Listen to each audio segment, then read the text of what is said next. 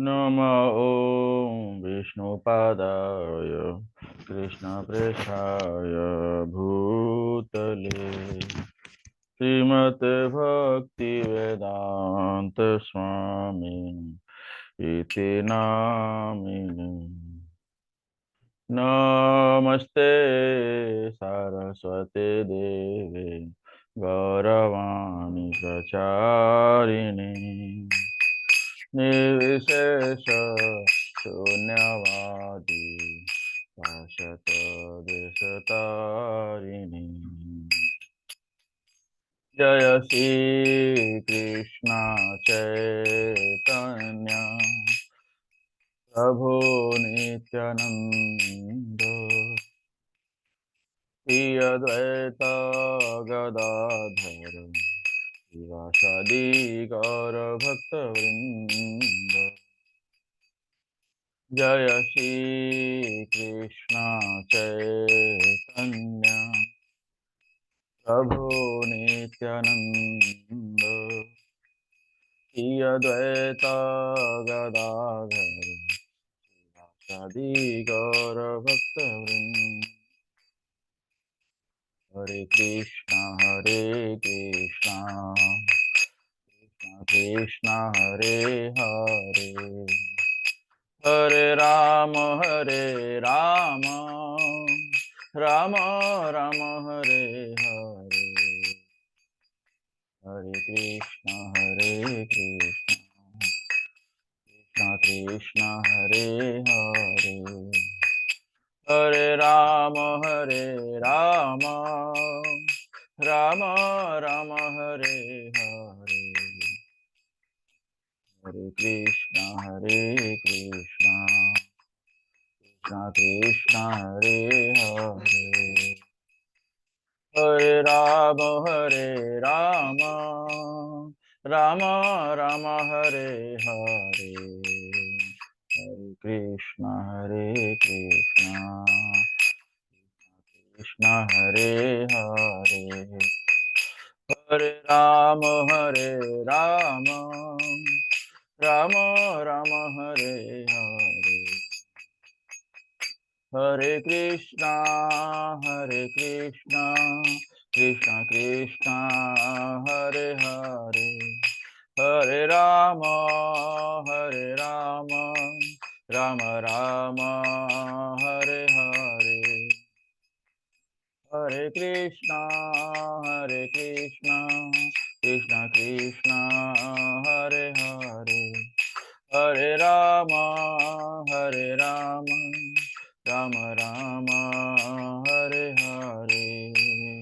हरे Krishna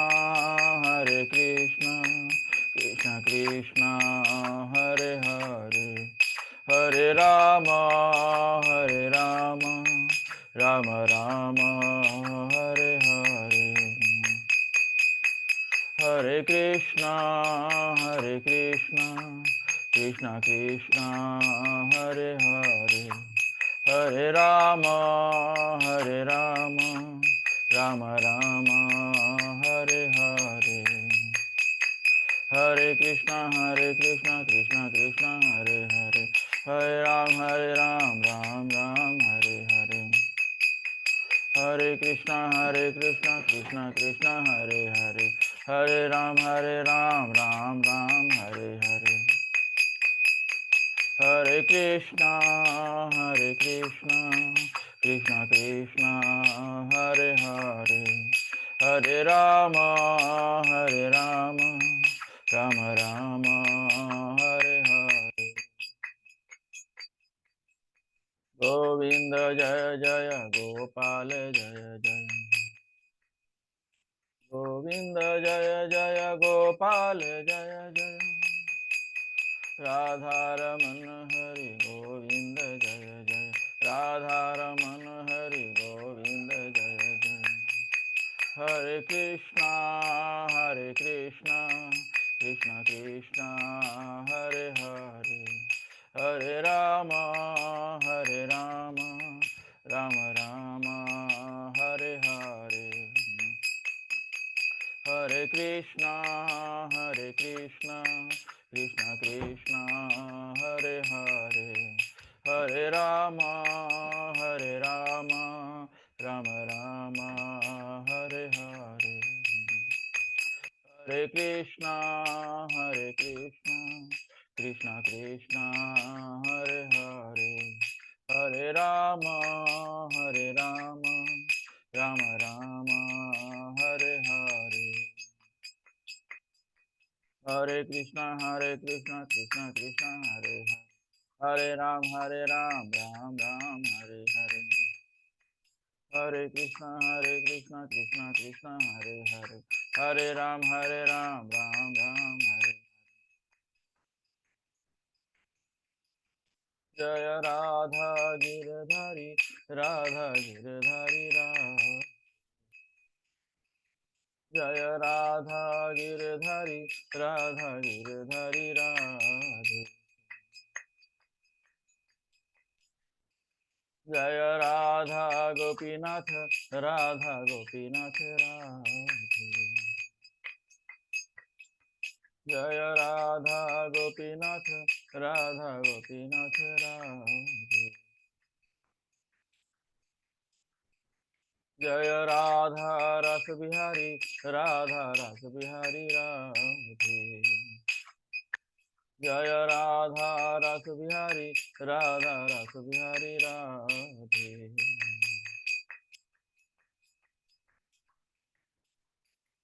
Jaya Radha Kunja Bihari, Radha Kunja Bihari Radhe.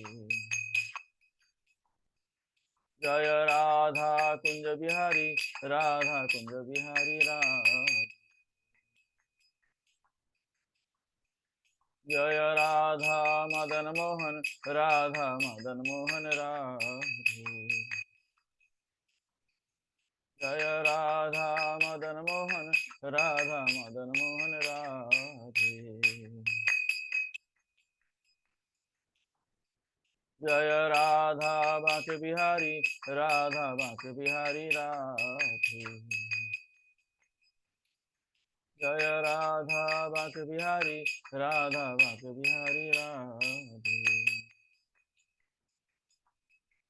Jai Jagannath, Jai Jagannath, Jai Baladeva, Jai Subhadra.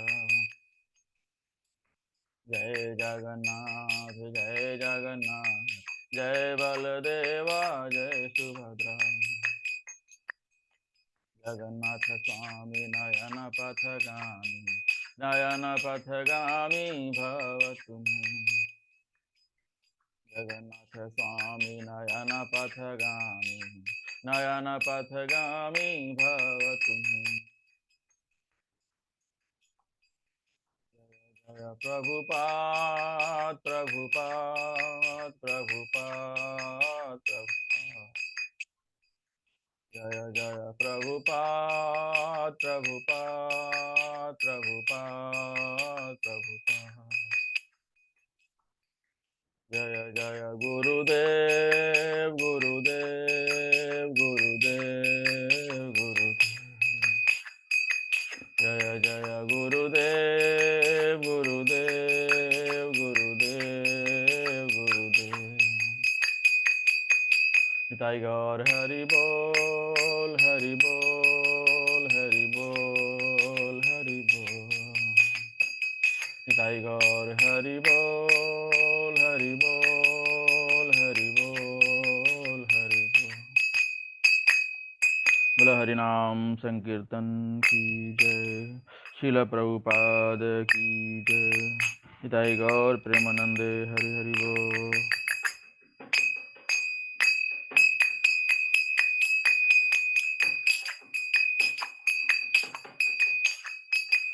जय राधा माधव कुंज बिहारी, जय राधा माधव कुंज बिहारी,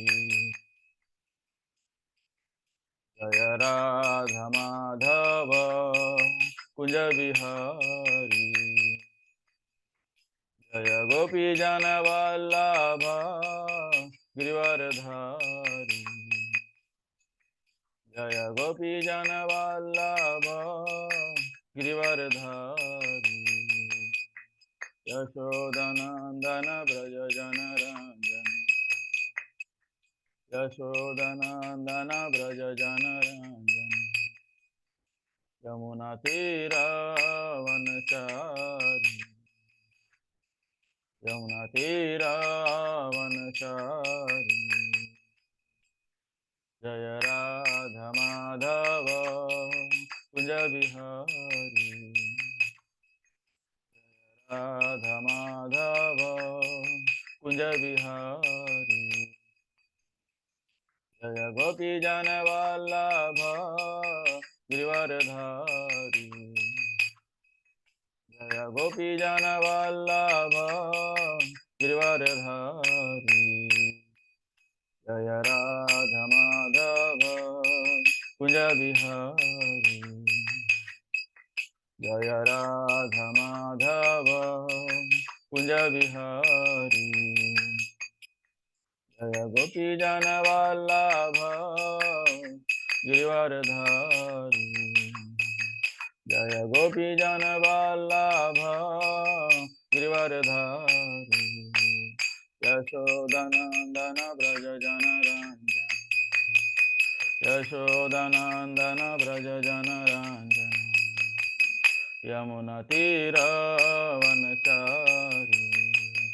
यमुनातीरावनचारि जय राधा माधव कुंज बिहारी जय राधा माधव कुंज बिहारी हरे कृष्णा कृष्ण कृष्ण हरे हरे हरे राम राम राम हरे हरे हरे कृष्णा कृष्ण कृष्ण हरे हरे हरे राम राम राम हरे हरे हरे कृष्ण कृष्ण कृष्ण हरे हरे हरे राम राम राम हरे हरे हरे कृष्ण कृष्ण कृष्ण हरे हरे हरे राम राम राम हरे हरे हरे कृष्ण कृष्ण कृष्ण हरे हरे राम राम राम हरे हरे हरे कृष्ण कृष्ण कृष्ण हरे हरे हरे राम राम राम हरे हरे हरे कृष्ण कृष्ण कृष्ण हरे हरे हरे राम राम राम हरे हरे हरे कृष्ण कृष्ण कृष्ण हरे हरे हरे राम राम राम हरे हरे ओम नमो भगवते वासुदेवाय ओम नमो भगवते वासुदेवाय ओम नमो भगवते वासुदेवाय ओम नमो भगवते वासुदेवाय नारायणं नमस्कृत्य नरं चैव नरोत्तमं देवीं सरस्वतीं व्यासं ततो जयम् उदीरयेत् नष्टप्रायेषु अभद्रेषु नित्यं भागवत सेवया भगवतीम् उत्तमश्लोके भक्तिर्भवति नैष्ठिकी। ओम आप सभी का भगवत गीता क्लास में स्वागत है। तो पिछली बार हमने पहले अध्याय से 3 श्लोक देखा था। आज हम आगे का श्लोक देखेंगे और समझने का प्रयास करेंगे। तो पहले हम श्लोक पढ़ेंगे और उसका तात्पर्य पढ़ेंगे, तब उसके बाद हम मंगलाचरण के बाद से करेंगे। पश्यताम पांडुपुत्राणाम आचार्य महतिम चमु व्यूढ़ाम द्रुपद पुत्रेण तव शिष्येण धीमता। हे आचार्य, पांडुपुत्रों की विशाल सेना को देखें, जिसे आपके बुद्धिमान शिष्य द्रुपद के पुत्र ने इतने कौशल से व्यवस्थित किया है। 1.4 अत्र सूरा महेश्वासा भीमायुर्जुन समायुधि युयुधानो विराटश्च द्रुपदश्च महारथ। इस सेना में भीम तथा अर्जुन के समान युद्ध करने वाले अनेक वीर धनुर्धर हैं, यथा महारथी युयुधान, विराट तथा द्रुपद। 1.5 दृष्टकेतुश्चेकितानः काशीराजश्च वीर्यवान् पुरुजित् कुन्तिभोजश्च शैब्यश्च नरपुंगवः। इनके साथ ही धृष्टकेतु, चेकितान, काशीराज, पुरुजित, कुंतीभोज तथा शैब्य जैसे महान शक्तिशाली योद्धा भी हैं। श्लोक नंबर 6 युधामन्युश्च विक्रांता उत्तमौजाश्च वीर्यवान् सौभद्रो द्रौपदेयाश्च सर्व एव महारथाः। पराक्रमी युधामन्यु, अत्यंत शक्तिशाली उत्तमौजा, सुभद्रा का पुत्र तथा द्रौपदी के पुत्र, ये सभी महारथी हैं। श्लोक नंबर 7 अस्माकं तु विशिष्टाये तानि बोध जुजोत्तम नायका मम सैन्यस्य संज्ञार्थम तान ब्रवीमि ते। किंतु हे ब्राह्मण श्रेष्ठ, आपकी सूचना के लिए मैं अपनी सेना के उन नायकों के विषय में बताना चाहूंगा जो मेरी सेना को संचालित करने में विशेष रूप से निपुण है। श्लोक नंबर 8 भवान् भीष्मश्च कर्णश्च कृपश्च समितिं जयः अश्वस्थामा विकर्णश्च सौमदत्तिस्तथैव च।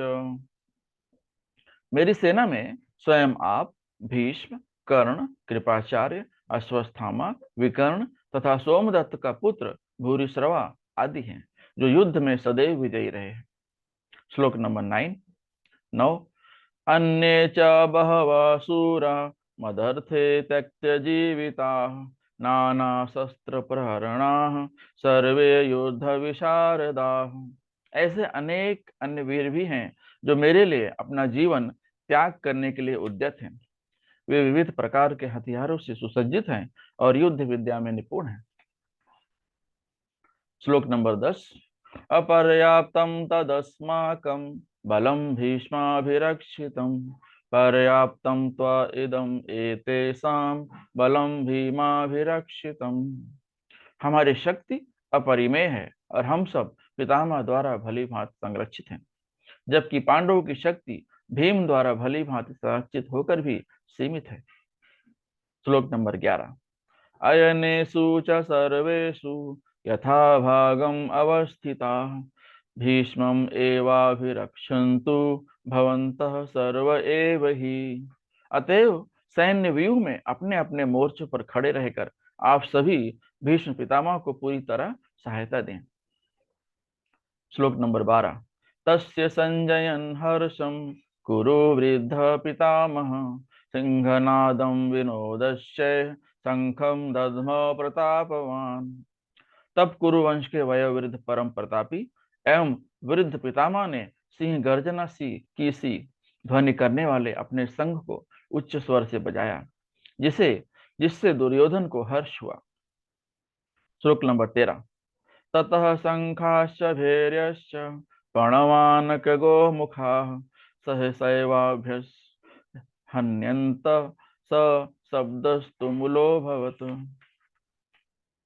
तत्पश्चात शंख, नगाड़े, विगुल, तुरही तथा सींग सहसा एक साथ बज उठे।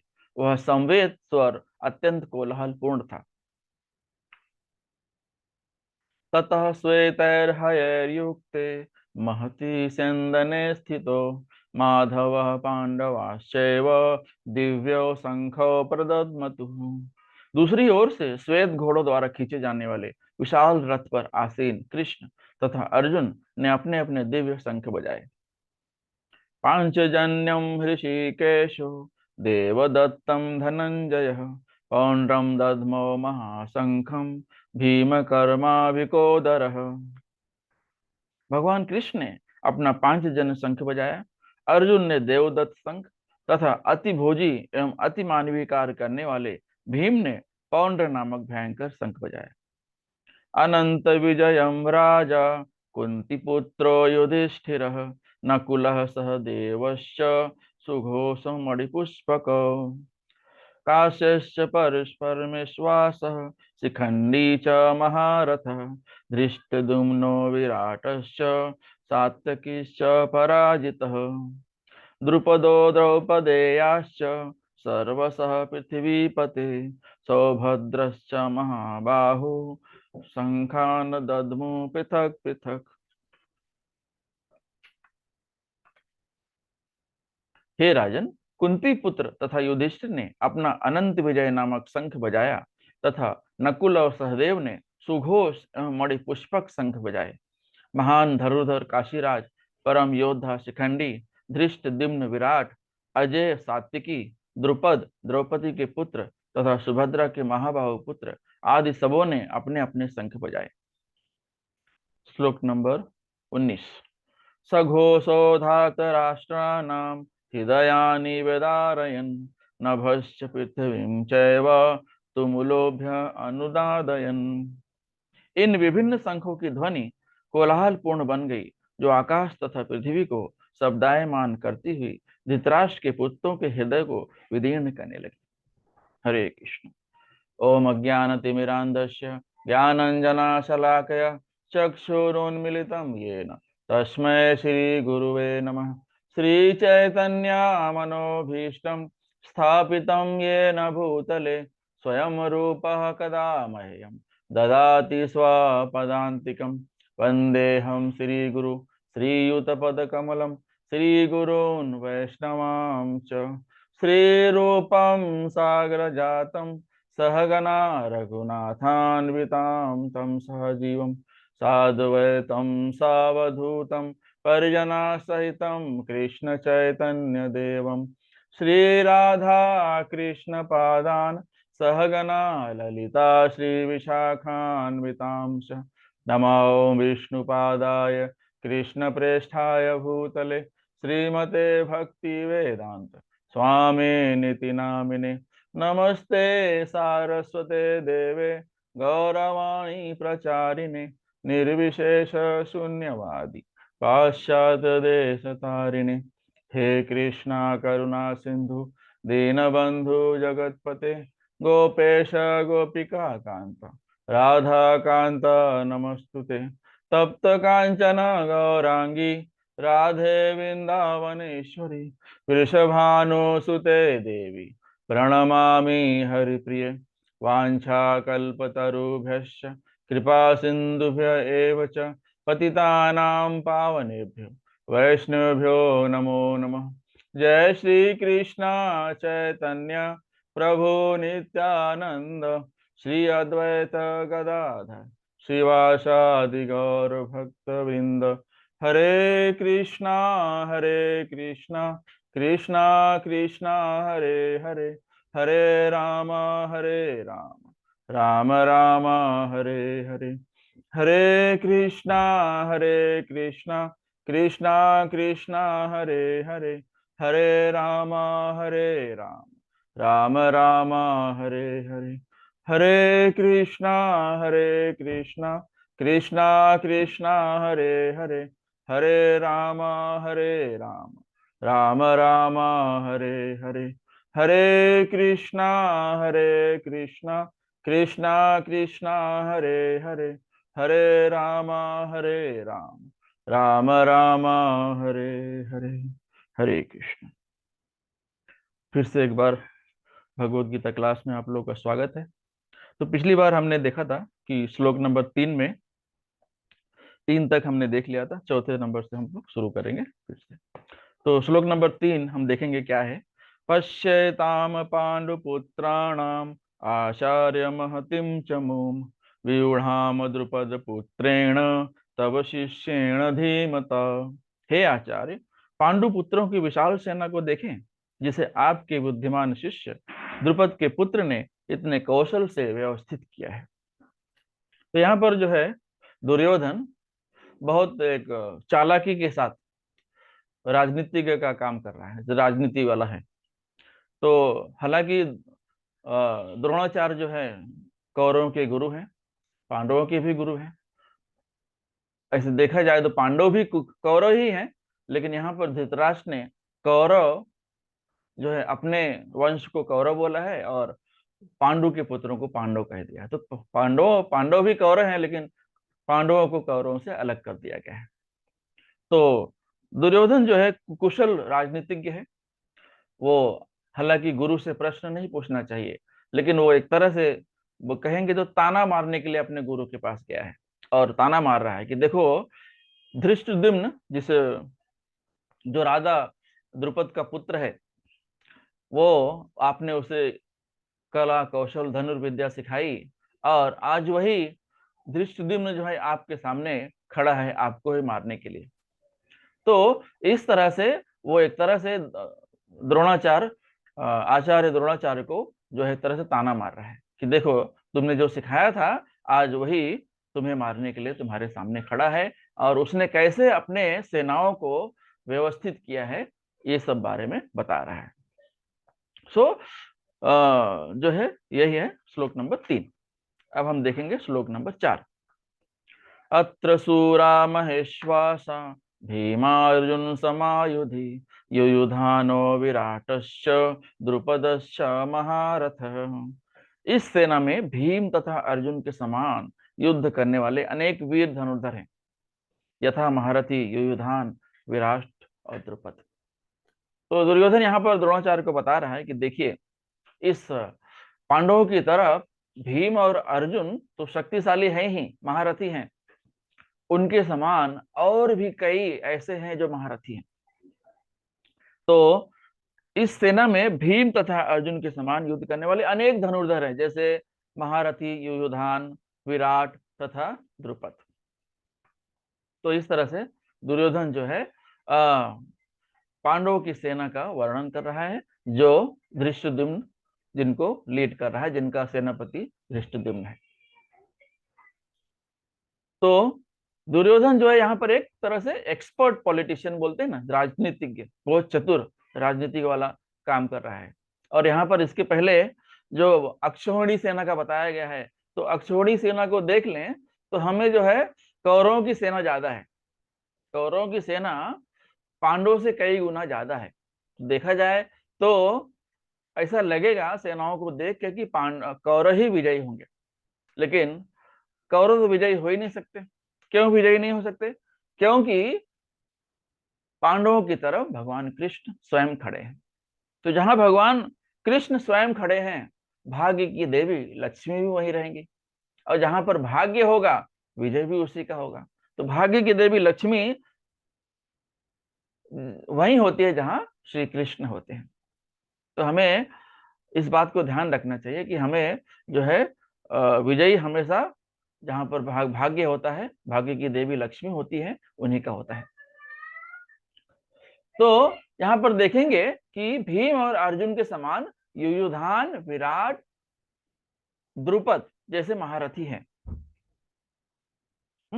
और फिर हम देखेंगे कि 5वें श्लोक में बताया गया है, धृष्ट केतुश्चेकितान काशीराजश्च वीर्यवान पुरुजित कुंती भोजश्च सैब्यश्च नरपुंगवः।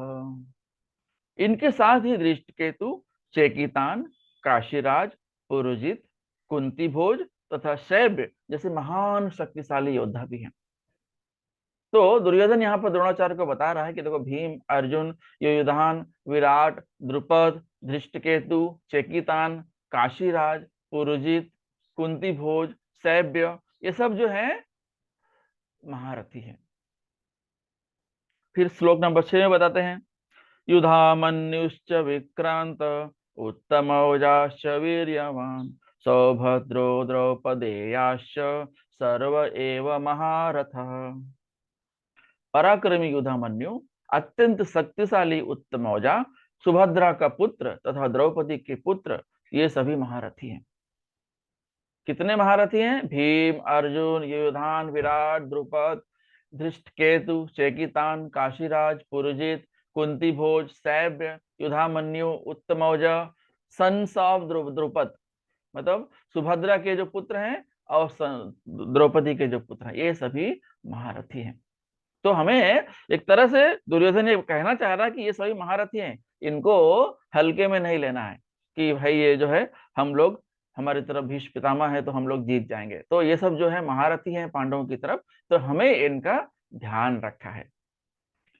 तो ये हो गया जो है पांडवों की सेना का वर्णन। दुर्योधन जो है द्रोणाचार्य के सामने कर रहा है, जो कि उसके गुरु हैं, पांडवों के गुरु हैं, कौरवों के भी गुरु हैं। अपने गुरु को समझा रहा है, जबकि गुरु सब देख रहे हैं, गुरु को शिष्य से ज्यादा पता होता है। लेकिन जो भी है वहां पर एक तरह से ताने मारने के लिए दुर्योधन जो है द्रोणाचार्य के सामने पहुंच गया है। अब देखिए आगे दुर्योधन जो है पांडवों की सेना का वर्णन कैसे कर रहा है, कौरवों की सेना का वर्णन कैसे कर रहा है। श्लोक नंबर 7 में, अस्माकं तु विशिष्टा ये तानि बोध द्विजोत्तम, नायका मम सैन्यस्य संज्ञार्थम तान ब्रवीमि ते। किंतु हे ब्राह्मण श्रेष्ठ, आपकी सूचना के लिए मैं अपनी सेना के उन नायकों के विषय में बताना चाहूंगा जो मेरी सेना को संचालित करने में विशेष रूप से निपुण है। अब दुर्योधन जो है अपनी सेना का वर्णन करने जा रहा है। भवान भीष्मश्च कर्णश्च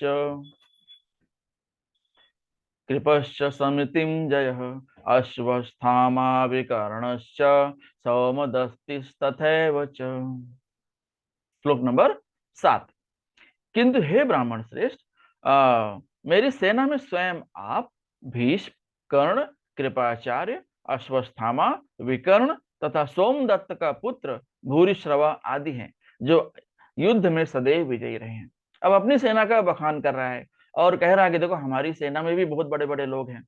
जैसे हो गया द्रोणाचार्य, द्रोणाचार्य आप खुद हैं, भवान, भवान मतलब आप खुद, भीष्म, भीष्म जैसे महारथी, और भीष्म जिसकी तरफ हैं तो उसकी विजय तो निश्चित है। वो ऐसा क्यों कह रहा है?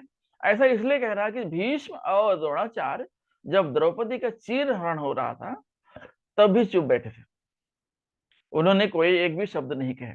तो कहीं ऐसा ना हो कि भीष्म और द्रोणाचार्य जो पांडवों के प्रिय हैं, पांडव भी उनके प्रिय हैं, और युद्ध में शिथिल पड़ जाएं और हमारी पराजय हो जाए। तो एक तरह से वो याद दिला रहा है कि देखो जब द्रौपदी का चीरहरण हो रहा था तो आप लोग शांत बैठे थे, इसलिए ऐसा कहीं ना हो कि आप यहाँ भी कुछ ऐसा कर जाएं कि हम लोग की पराजय हो जाए। तो यहाँ पर जो है एक तरह से वो उनको याद दिला रहा है, रिमाइंड कर रहा है। तो द्रोणाचार्य, भीष्म, कर्ण, कृपाचार्य, अश्वस्थामा, विकर्ण, सौमदत्ति, कृतवर्मा, शल्य, जयद्रथ और बहुत सारे महारथी हमारी टीम में भी हैं। तो जो है एक तरह से याद दिला रहा है उनको। हालांकि द्रोणाचार्य तो गुरु है, उनको सब पता है कि हमारी टीम में कौन है और उनकी टीम में कौन है। तो यहाँ पर बोलता है कि भगवान द्रोणाचार्य आप खुद इतने बड़े महारथी हैं, आप तो गुरुओं के गुरु हैं, आपके सारे शिष्य यहाँ पर, आपने ही धनुर्विद्या में सभी को यहाँ पर निपुण किया है, सिखाने वाले आप ही हैं। तो टीचर हमेशा शिष्य से आगे होता है, ऐसा वो कहने का प्रयास कर रहा है।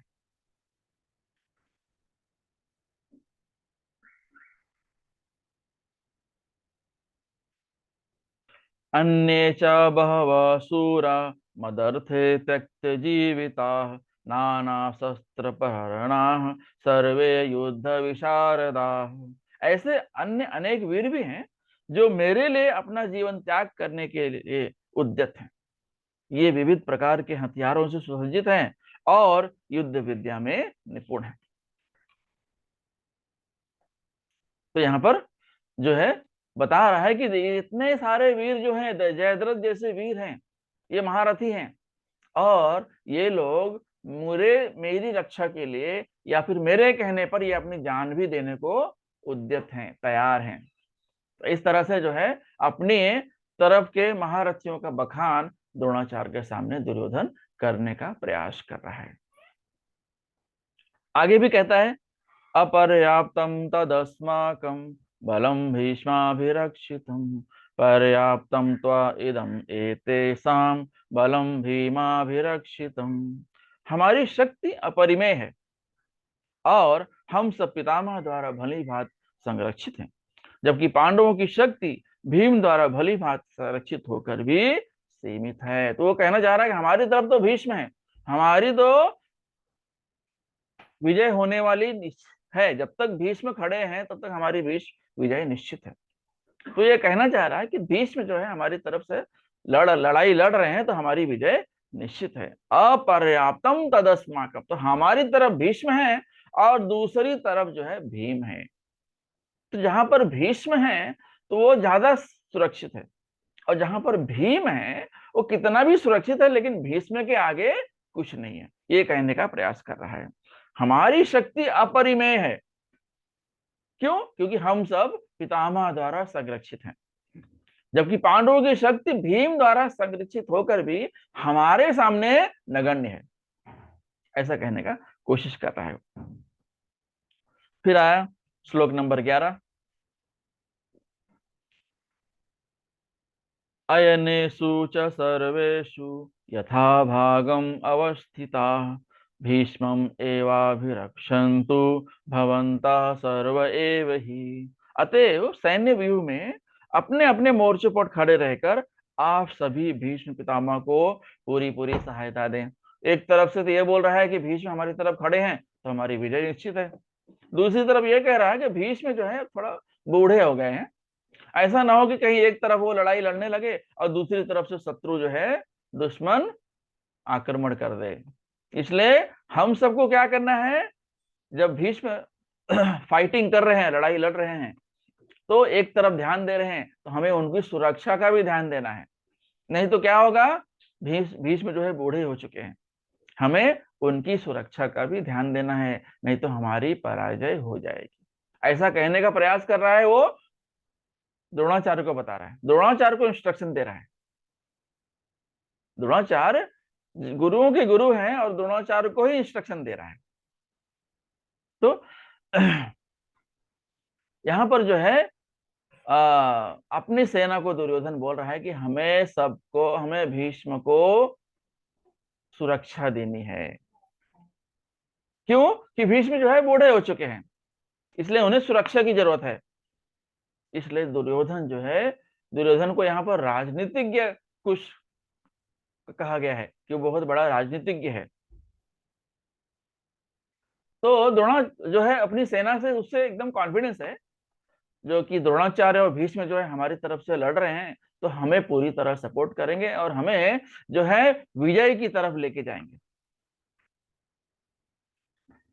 अभी देखो अब क्या कर रहे हैं, अब भीष्म जो है अपना शंख बजाने जा रहे हैं। अब ये शंख सुनकर जो है दुर्योधन उछल पड़ता है। श्लोक नंबर 12, तस्य संजयन् हर्षं कुरु वृद्ध पितामह सिंहनादं विनोदस्य शंखं दध्नो प्रतापवान। तब कुरुवंश के वयोवृद्ध परम प्रतापी एवं वृद्ध पितामह ने सिंह गर्जना की सी ध्वनि करने वाले अपने शंख को उच्च स्वर से बजाया, जिससे दुर्योधन को हर्ष हुआ। इसके बाद क्या हुआ, जो है दुर्योधन जो है द्रोणाचार्य से बातें कर रहा था, उनको इंस्ट्रक्शन दे रहा था, उनको निर्देश दे रहा था। हालांकि गुरु को निर्देश नहीं दिया जाता है, गुरु शिष्य को निर्देश देता है, ये हमारा नियम है, ये हमारे शिष्य परंपरा का एक नियम है। तो यहाँ पर क्या हो रहा है, अभी भीष्म जो है अपना शंख बजाने जा रहा है। भीष्म ये सब देख रहे हैं कि जो है दुर्योधन द्रोणाचार्य के पास खड़ा है और उन्हें कुछ निर्देश दे रहा है। इतने में ही भीष्म अपना शंख बजा देते हैं। हालांकि भीष्म बूढ़े हो चुके हैं, वृद्ध हो चुके हैं, लेकिन वो बहुत शक्तिशाली हैं, वो महारथी हैं, वो चाहें तो कौरवों को विजय दिला सकते हैं। लेकिन भीष्म जो है 12 महाजनों में से एक हैं, उन्हें सब पता है कि हमेशा धर्म की ही विजय होती है, अधर्म कभी विजयी हो ही नहीं सकता। ये तो भगवान खुद जो है पांडवों के साथ खड़े हैं, तो माता लक्ष्मी भी वहां खड़े हैं उनके साथ में, जो भाग्य की देवी हैं, तो भाग्य तो उनकी तरफ है, हमारी विजय कैसी होगी?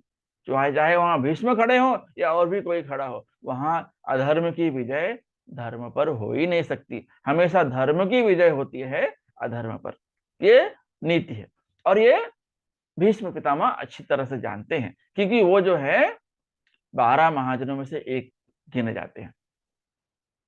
तो अभी यहां बताइए कि जैसे ही उन्होंने अपना शंख बजाया, दुर्योधन वो सुन के उछल पड़ा, क्योंकि जो है भीष्म पितामह ने जब अपना शंख बजाया तो सिंह गर्जना के समान, जैसे एक शेर दहाड़ता है जंगल में तो सब चौकन्ने हो जाते हैं, जितने पशु पक्षी वहां रहते हैं सब चौकन्ने हो जाते हैं कि अब जंगल का राजा जो है दहाड़ रहा है, मतलब उसे अब भूख लगी है, अब वो जो है अब आगे बढ़ने वाला है, अब किसको खाएगा किसको मारेगा ये तो पता ही नहीं, या फिर बहुत गुस्से में है, वो भूख लगी है तो बहुत गुस्से में है।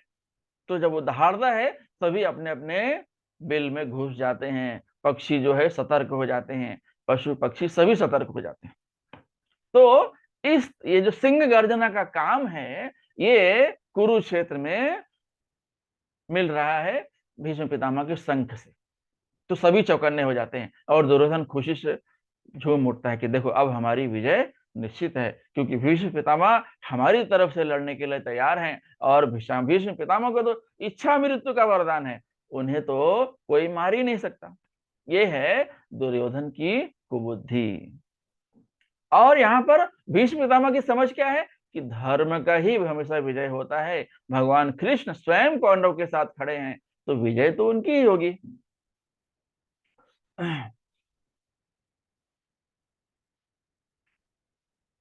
तो इस तरह भीष्म पितामह ने अपना शंख बजाया और दुर्योधन हर्षित हो उठा। श्लोक नंबर 13। ततः शंखाश्च भैर्यश्च प्रणवानक गोमुखा सहसैवाभ्यहन्यन्त सशब्दस्तु मूलोऽभवत्। तत्पश्चात शंख नगाड़े बिगुल तुरही तथा सींग सहसा एक साथ बज उठे, वह संवेद स्वर अत्यंत कोलाहलपूर्ण था। तो जैसे ही भीष्म पितामह ने अपना शंख बजाया, उसके साथ में बहुत सारे शंख नगाड़े बिगुल तुरही सींग सब एक साथ बज उठे। तो क्या हुआ इससे, जैसे ही भीष्म पितामह ने सिंह गर्जना की अपना शंख बजाकर, इसका मतलब युद्ध का शुरुआत होने वाला है। तो बाकी जो महारथी थे सबने अपने शंख बजाए एक साथ में, तो उससे क्या होगा, एकदम वातावरण कोलाहल पूर्ण हो गया, सभी एकदम हर्षोल्लास से भर गए, हर्ष और लड़ने के लिए तत्पर हो गए कि अब जो है युद्ध शुरू होने वाला है। तो पहले जब दोनों सेनाएं आमने सामने खड़ी होती थी, तो जब लड़ाई शुरू होने से पहले तो कुछ इंडिकेशन, कुछ संकेत होता है कि अब जो है लड़ाई शुरू होने वाली है, तो संकेत के रूप में शंख बजाया जाता था, तुरही बजाए जाते थे, बिगुल बजाए जाते थे और सींग बजाए जाते थे। ओके, इस तरह से मतलब कुछ शुरू होने वाला है। जैसे ही कोई राजा जब अपने राज्य में प्रवेश करता है, तब भी ये सब जो है शंख बजाए जाते हैं, तुरही बजाए जाते हैं, बिगुल बजाते हैं, ये उनके स्वागत में बजाए जाते हैं। इस तरह जब से दो सेनाएं आपस में लड़ने के लिए कुरुक्षेत्र में खड़ी हैं, तो यहाँ पर जो महारथी हैं शंख बजाकर युद्ध का जो है शुभारंभ करने जा रहे हैं। हालांकि युद्ध कभी शुभ नहीं होता, लेकिन युद्ध का आरंभ का संकेत जो है शंख के द्वारा दिया जा रहा है यहाँ पर। अभी देखिए और आगे भगवान कृष्ण के शंख का क्या क्या नाम है, अर्जुन के शंख का क्या नाम है, पांडवों के शंख का क्या क्या नाम है, और जो जो महारथी हैं सब ने अपने अपना शंख बजाए। तो यहाँ पर जो है पांडवों और कृष्ण के शंख का नाम का विवरण भगवत गीता में दिया गया है, तो क्योंकि ये बहुत खास है।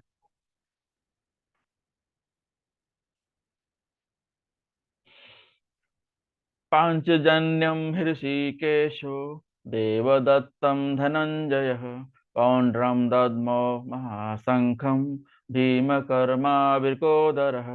भगवान कृष्ण ने अपना पांचजन्य शंख बजाया, अर्जुन ने देवदत्त शंख बजाया तथा अति भोजी और अति महानीवीय कार्य करने वाले भीम ने पौंड्र नामक भयंकर शंख बजाया। ओके, तो कृष्ण अर्जुन भीम ये सभी अपना अपना शंख बजा रहे हैं। तो जब भगवान कृष्ण अपना शंख बजाते हैं जिसका नाम है पांचजन्य, तो पांचजन्य जब बजाते हैं तो, और भगवान का जो है एक ये भी उनके हाथ में हमेशा शंख रहता है, एक हाथ में शंख रहता है, एक हाथ में चक्र रहता है, एक हाथ में गदा रहती है, एक हाथ में कमल पुष्प होता है। भगवान इस तरह से हमेशा अपने पांचों चीज अपने हाथों में, अपने कर कमलों में धारण किए रहते। तो भगवान के पूरे शरीर को कमल के सदृश माना गया है। चाहे उनके जो है लोटस फीट बोलते हैं, कमल पैर जो है उनके कमल के सदृश हैं, उनके हाथ भी कमल सदृश हैं, उनके आंख भी कमल सदृश हैं। कमल नयन भगवान को कहा जाता है। कमल सदृश उनके ओंठ हैं, जैसे कमल मुलायम होता है वैसे उनके ओंठ भी मुलायम हैं। तो भगवान की पूरी काया को कमल से जो है कमल से तुलना की गई है। तो यहाँ पर भगवान कृष्ण और अर्जुन का जो संघ है उसे जो है अपरंपार बताया गया, ट्रांसीडेंटल बताया गया, जो हमारी समझ से परे है। तो जहां भगवान कृष्ण शंख बजाएंगे, अर्जुन शंख बजाएंगे, वहां तो विजय निश्चित है। और जहां पर कृष्ण है वहां भाग्य की देवी लक्ष्मी है। तो जहां पर भाग्य होगा विजय भी उसी की होगी। और अर्जुन के बाद जो रथ है वो किसने दिया है? अग्निदेव ने दिया है। जब अग्निदेव ने जो रथ दिया है वो तीनों लोकों में विजय दिलाने के लिए है। तो तीनों लोकों में आप कहीं भी लड़ाई लड़ो, विजय आपकी होगी। तो ये सब जो है, ये सब जो है साइन है, ये सब चिन्ह है कि पांडवों की विजय होगी। तो यहां पर जो है हम सब जो है भगवान के अंश हैं, हम सब भगवान के अंश है। तो हमें भगवान की खुशी के लिए काम करना है। हमें जो भी एक्टिविटी करनी है, जो भी कर्म करना है, वो भगवान की खुशी के लिए करना है, ना कि अपने खुशी के लिए करना है। तो जब हम अपनी खुशी के लिए करना शुरू कर देते हैं तो वो इंद्रिय सुख का कहा जाता है। और भगवान कृष्ण जो है सबके हृदय में बसे हुए हैं। सुपर सोल बोलते हैं ना, परमात्मा के रूप में भगवान सबके हृदय में बसे हुए हैं। और आप जो जो इच्छा करते हैं वो भगवान पूरा करते हैं। आप चाहे गलत इच्छा करो या सही इच्छा करो, भगवान उसे पूरा करते हैं। हालांकि भगवान ये बताते हैं कि देखिए ये सही है, ये गलत है, तो गलत आपको नहीं करना चाहिए, गलत हमें नहीं करना चाहिए। लेकिन हम फिर भी इंद्रिय सुख के लिए हम गलत भी करते हैं और भगवान भी इच्छा पूरी करते हैं। ले भाई गलत, तुम्हें सुख भोगो, तुम्हें दुख भी भोगो। हालांकि जब हम सही करते हैं तो सुख और दुख दोनों में कोई फर्क नहीं होता है। चाहे दुख आए भगवान ने दिया है, चाहे सुख आए ये भी भगवान ने दिया है, तो आपको असर नहीं करेगा। हालांकि आप वही भौतिक जीवन है, वही भौतिक संसार है, वही कर्म है, लेकिन आप भगवान कृष्ण को हमेशा केंद्र बिंदु में रखते हैं। तो उस केंद्र बिंदु में रखने से क्या होता है, उसमें जो भी आपको तकलीफ होगी, जो भी आपको खुशी होगी, वो सब भगवान को समर्पित है। तो ये भावना होनी चाहिए। तो कृष्ण भगवान के शंख का नाम है पांचजन्य, अर्जुन के शंख का नाम है देवदत्त, भीम के शंख का नाम है पौंड्र, युधिष्ठिर के शंख का नाम है अनंत विजय, नकुल के शंख का नाम है सुघोष, सहदेव के शंख का नाम है मणिपुष्प। तो इस तरह से देखेंगे कि सारे महारथियों के शंख का नाम यहाँ पर मिलता है। आगे के श्लोक जो है 16, 17, 18। अनंत विजयम राजा कुंती पुत्रो युधिष्ठिर, नकुलः सदेवश्च सुघोष मणिपुष्पक, काश्यश्च परमेश्वासः शिखंडी च महारथ, दुष्टदुम्नो विराटश्च सात्यकिश्च पराजितः, द्रुपदो द्रौपदेयाश्च सर्वशः पृथ्वीपते, सौभद्रश्च महाबाहु शंखान दध्मु पृथक पृथक। तो भगवान कृष्ण जो हैं सबके मालिक हैं, वो सुप्रीम कंट्रोलर कहे जाते हैं, वो सबको कंट्रोल करने वाले हैं। हम लोग यहाँ भौतिक जीवन में देखते हैं कि एक गाड़ी ले ली, हम गाड़ी के मालिक हो गए, एक बंगला ले लिया तो हम बंगले के मालिक हो गए, दो पैसे कमा लिए तो हम उसके मालिक हो गए। तो हमें क्या है, हमें घमंड हो जाता है। भगवान यहाँ पर क्या है, कंट्रोलर के भी कंट्रोलर है। हमारे पास एक चीज हो जाती है तो हम उसके कंट्रोलर, हम उसके स्वामी बन जाते हैं। ये मेरी गाड़ी है, ये मेरा बंगला है, ये मेरा है, वो मेरा है, सब मेरा है। मेरा मेरा में हमेशा वो परेशान, तो ये मेरा जो है सारी परेशानियों का जड़ है। तो अभी क्या करना है, तो हमें भगवान, हम भगवान के अंश है, तो हमें भगवान की खुशी के लिए अपने कर्मों को सही दिशा में ले जाना है, करना है, ताकि उसका फल जो आए वो अच्छा आएगा। तो जब हम कोई कर्म करते हैं, भगवान को समर्पित करके करते हैं, भगवान को केंद्र बिंदु में रख कर करते हैं, तो उसका जो फल आता है वो हमें आनंद देता है। क्यों? क्योंकि हम जब अच्छा कर्म करते हैं तो भगवान आनंदित होते हैं। भगवान आनंद के सागर हैं, तो जब भगवान आनंदित होते हैं तो उसमें से हमें भी थोड़ा आनंद भगवान दे देते हैं। तो भगवान जो है ये हमें हमारे कर्मों के अनुसार फल देते हैं। आप चाहे गलत चाहो चाहे सही चाहो, भगवान वो इच्छा आपकी पूरी करते हैं। लेकिन वो आपको बता देते हैं गलत करने से पहले, देखो ये गलत है, इसका जो है परिणाम भी आपको भुगतना पड़ेगा या पड़ सकता है। तो यहाँ पर एक चीज कहा गया है कि भीम कर्मा विरकोदरः, इसका मतलब क्या है? तो भीम जो है जाना जाता है ज्यादा खाना खाने के लिए, तो भीम जो है ज्यादा खाते भी हैं और ज्यादा काम भी करते हैं, अति मानवीय काम करते हैं वो, जो एक मानव के बस का नहीं है। तो भीम को जो 10,000 हाथियों का बल प्राप्त है, जब दुर्योधन ने उन्हें विष खिलाकर समुद्र में फेंक दिया था, तो भीम जी जो है नागलोक गए थे। तो वहां पर जो है नागलोक से उन्हें वरदान मिला था। उन्हें जो है नाग देवता ने जो है उन्हें 10,000 हाथियों का बल दे दिया था वरदान में। तो फेंका था दुर्योधन ने उन्हें समुद्र में, नदी में कि जा मर जा, लेकिन वो गए, उल्टा उनको फायदा हो गया। तो ये होती है भगवान की कृपा। भगवान की कृपा जिसपे पड़ जाती है, उसे एक बार आप उसके साथ कुछ गलत भी करो तो उसके लिए वो आशीर्वाद बन जाता है। इस तरह से जो है पांडवों ने अपने शंख बजाए और युद्ध का आरंभ निश्चित किया। अभी देखिए, भगवान और भीम और अर्जुन के कितने नाम हैं, क्या क्या नाम है, उनका नामों का क्या मतलब है। तो कृष्णा, कृष्णा मतलब क्या होता है? सर्व, सबको आकर्षित करने वाले, आकर्षण, कृष्णा। ऋषिकेश, भगवान जो है सभी इंद्रियों के स्वामी माने जाते हैं, ऋषिकेश। माधव, माधव मतलब लक्ष्मी देवी के पति, तो लक्ष्मी देवी के पति को माधव कहते हैं। और भगवान जो है, भगवान कृष्ण जो है लक्ष्मी देवी के पति हैं, इसलिए उन्हें माधव नाम से भी जाना जाता है। अच्युत, तो भौतिक जीवन में जो लोग रहते हैं वो गिर सकते हैं, ये च्युत है, मतलब वो गिर सकते हैं, फॉलेबल। लेकिन भगवान जो है अच्युत है, वो कभी गिरते नहीं है, इसलिए उन्हें भगवान को अच्युत कहा गया है। अच्युत, भगवान का एक नाम अच्युत भी है। फिर भगवान का दूसरा नाम है मधुसूदन।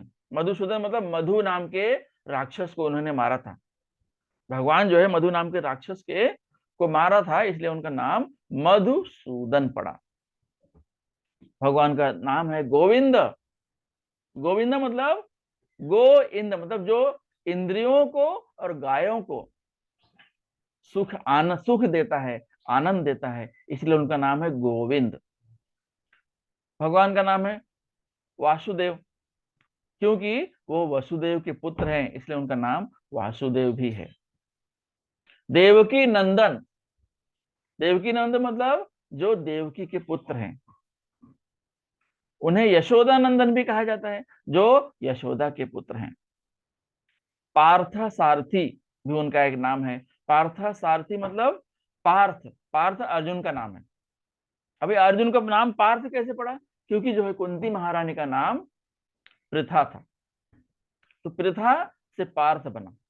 तो अर्जुन जो है कुंती महारानी के पुत्र हैं, कुंती रानी का नाम है पृथा, और वो अर्जुन का नाम पड़ गया पार्थ। पार्थ सारथी। और महाभारत के युद्ध में भगवान कृष्ण जो है अर्जुन के सारथी बने, इसलिए उनका नाम पड़ा पार्थ सारथी।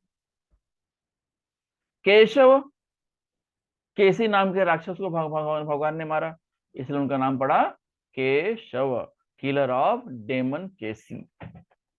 उनका एक नाम है जनार्दन। जनार्दन, जनार्दन क्यों नाम पड़ा उनका? वो जन अर्दन, सभी प्राणियों का देखभाल करते हैं। जनार्दन और जो जन अर्दन मतलब मारते भी हैं, पैदा भी करते हैं। भगवान कृष्ण जो है सभी प्राणियों का जन्म और मृत्यु के कारण है, इसलिए उनका नाम जो है जनार्दन भी है। धनंजय अर्जुन का नाम है, क्योंकि जो है अर्जुन ने अपने भाई को युधिष्ठिर को उनके यज्ञ में लगने वाले धन को अर्जित किया था, धन को संचित करके उन्होंने युधिष्ठिर को दिया था, इसलिए उनका नाम धनंजय पड़ा। तो जब दुर्योधन ने जब युधिष्ठिर ने यज्ञ रखा तो अर्जुन को काम दिया कि जो इसमें धन जो खर्चा होने वाला है धन, ये आपको लेके आना है। तो अर्जुन जो है सभी दिशाओं में जाकर जितने भी राजा थे सबसे कर वसूला, और जो नहीं दिया उसे उससे उन्होंने लड़ाई भी की, और यज्ञ के लगने वाले जो भी धन थे उसका संचय किया, और उन्होंने इस धन को युधिष्ठिर को दिया जो कि यज्ञ में लगाया गया, इसीलिए उनका नाम पड़ा धनंजय, धनंजय। और उनका नाम है पार्थ। क्यों उनका नाम है पार्थ? क्योंकि कुंती महारानी का नाम है पृथा, तो पृथा के पुत्र हैं, इसलिए उनका नाम पड़ा पार्थ।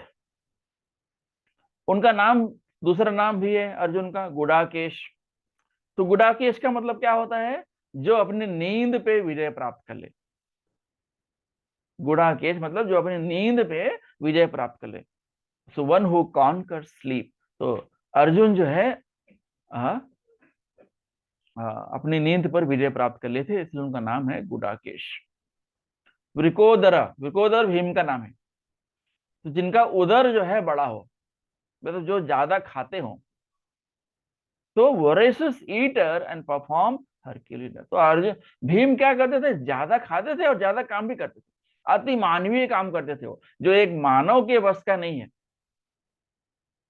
तो he was voracious eater and perform Herculean task. तो ज्यादा काम भी करते थे, ज्यादा खाते भी थे, इसलिए उनका नाम पड़ा वृकोदर। भीम का दूसरा नाम है वृकोदर। फिर आता है श्लोक नंबर 19। अभी ये जो शंख बजे पांडवों की तरफ से, इससे क्या हुआ? कौरवों में अफरा तफरी मच गई। दुर्योधन का जो हृदय में जो विजय की आशा थी वो विदीर्ण हो गया, मतलब जो है वो चकनाचूर हो गया कि हम तो पांडवों का तरफ भगवान कृष्ण खड़े हैं, और उनका शंख नाद सुन के वो जो है कंफ्यूज हो गया, सब जो है डर गए, भयभीत हो गए। श्लोक नंबर 19।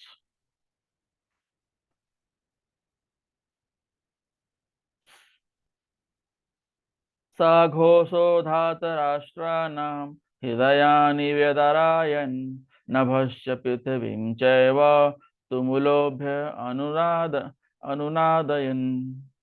इन विभिन्न शंखों की ध्वनि कोलाहलपूर्ण बन गई, और जो कोई आकाश तथा पृथ्वी को शब्दायमान करती हुई धृतराष्ट्र के पुत्रों के हृदयों को विदीर्ण करने लगी।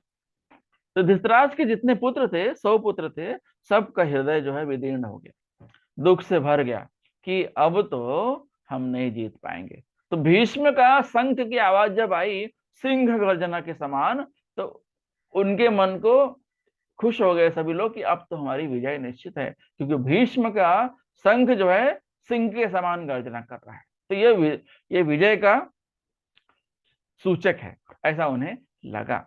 लेकिन जब पांडवों ने शंख बजाया तो उनका जो है सिंहनाद से भी कई गुना आगे, और सब जो है भयभीत हो गए, अब तो पांडवों की विजय निश्चित है।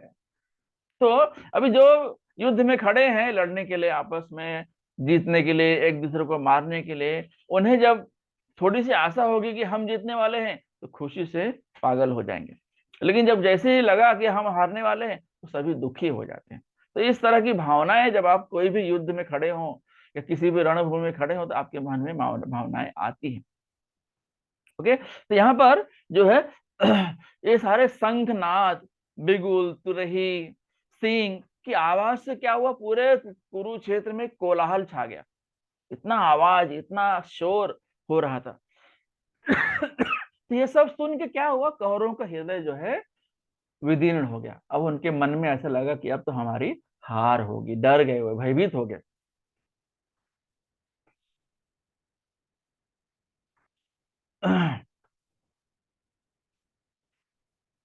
तो इस तरह से हम लोग देखे कि किस तरह जो है युद्ध जो है पांडवों के बीच और कौरवों के बीच शुरू होने के पहले शंखनाद हुआ, इतने सारे वाद्य यंत्र बजाए गए और सब जो है उनके आवाज से, उनके संकेत से कोई डर गया, कोई खुश हो गया, किसी को समझ में आ गया कि अब हमारी जीत होगी, किसी को ये समझ में आ गया कि अब तो हम हार जाएंगे।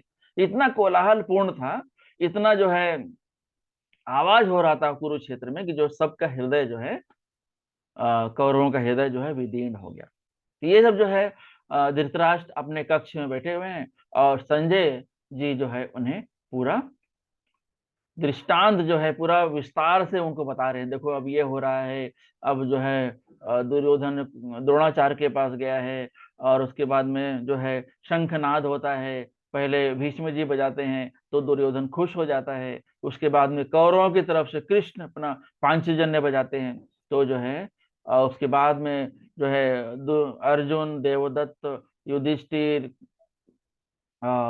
भीम, अर्जुन, नकुल, सहदेव सभी अपना जो है अपना अपना, सभी महारथी अपना अपना शंख बजाते हैं और युद्ध रणभूमि में जो है एकदम कोलाहल सा फैल जाता है।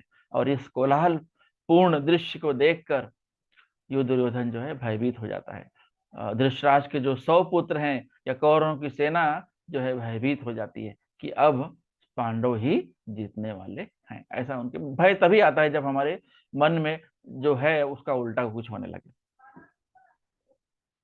यहाँ पर विराम लेंगे। किसी का कोई प्रश्न है तो पूछ सकता है।